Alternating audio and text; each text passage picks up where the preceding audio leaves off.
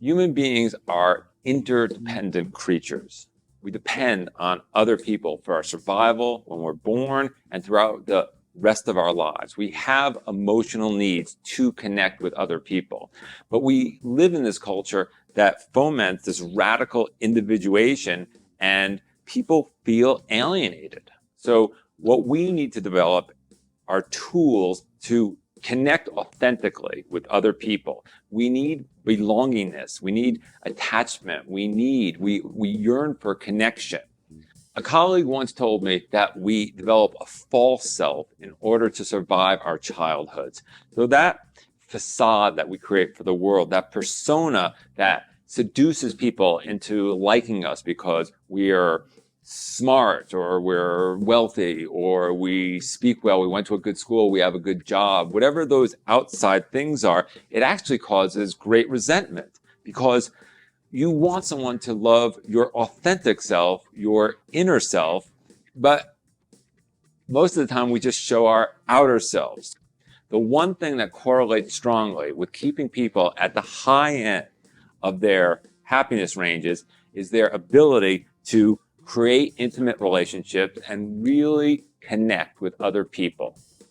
We're all going to experience pain in life, but with the help of friends and family, we're able to process that pain so it doesn't turn into suffering. Pain is unavoidable. Suffering is optional.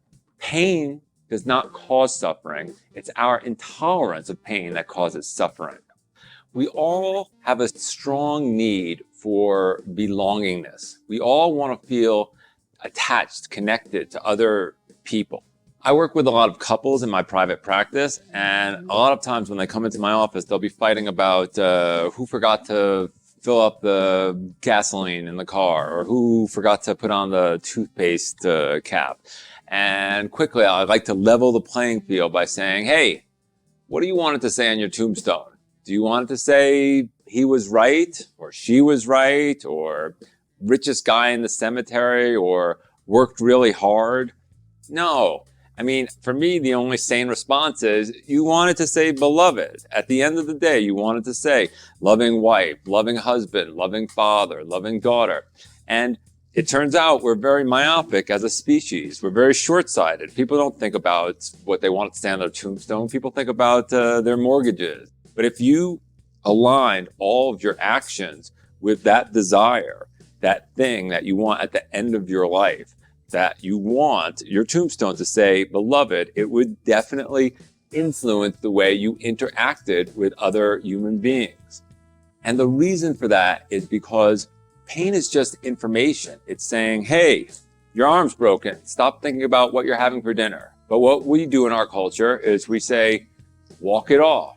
And instead, what we need to do is learn how to process that pain, learn how to process that grief, and we do that through connecting with other people. In order to do that, we need to know how to show up authentically and be vulnerable and shed those fears and those prejudices and expectations that our past has built in order to try to stave off potential future traumas. What we need is to develop skillful means.